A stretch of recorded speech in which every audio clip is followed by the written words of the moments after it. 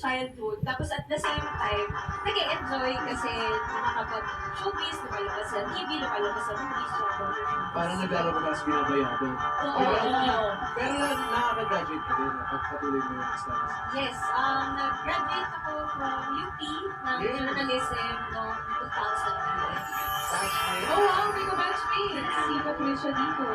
At ang favorite show na Kuya Pao, Meteor Garden. High school na siya nun kasi kami, grade school. Oo, maganda. Doon ako nahuli sa Meteor.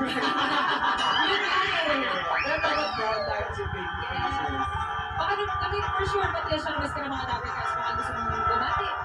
Gusto mong bumati. Hi, Dapper Cats! Hello sa lahat ng Dapper Cats. Team Online.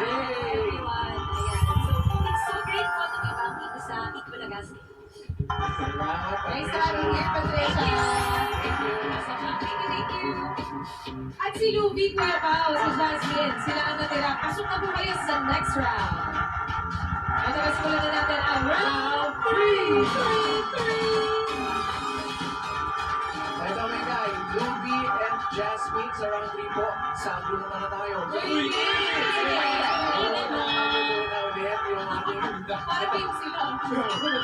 Yung ulit kayo ng ating secret agent. Ito yung mga represent. Pasok!